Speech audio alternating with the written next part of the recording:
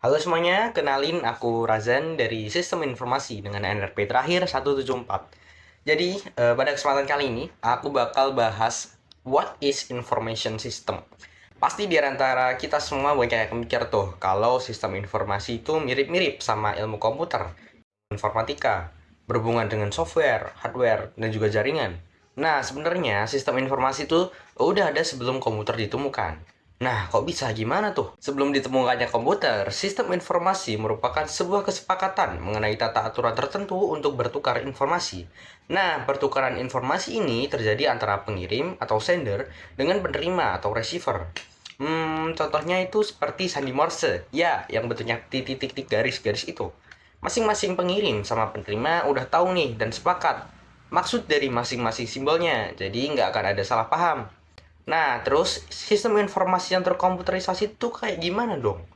Menurut O'Brien dan Maracas tahun 2010, sistem informasi yang terkomputerisasi merupakan kombinasi dari orang, software, jaringan, telekomunikasi, data, dan prosedur. Nah, kombinasi komponen-komponen ini bertujuan untuk menyimpan, mengambil, mengubah, dan menyebarkan informasi dalam suatu organisasi.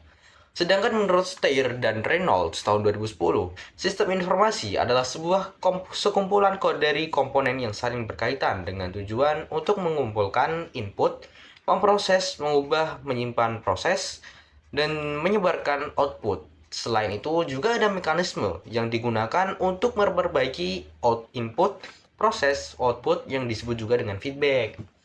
Nah, input sendiri merupakan aktivitas untuk mengumpulkan data-data yang akan diolah. Sedangkan proses berarti mengubah data-data yang sudah didapatkan dan akan diubah menjadi output. Sedangkan output meliputi penyajian informasi dalam suatu format tertentu. Nah, yang tidak kalah penting nih, yaitu adalah feedback. Informasi yang digunakan untuk mengubah input atau proses setelah mengetahui hasil akhirnya dari hasil dari output. Feedback ini bisa berupa evaluasi atau prediksi. Steyer dan Reynolds juga membagi sistem informasi dalam bisnis menjadi 4 bagian.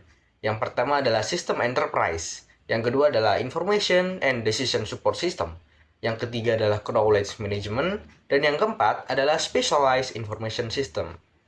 Nah, kita jadi tahu nih, apa sebenarnya sistem informasi itu mengenali penjelasan-penjelasan yang sudah saya sebutkan. Jadi, kita udah bisa bedain nih, apa sebenarnya perbedaan dari sistem informasi, ilmu komputer, informatika, teknologi informasi, dan berbagai macam jurusan-jurusan lainnya. Sekian dari saya tentang penjelasan what is information system.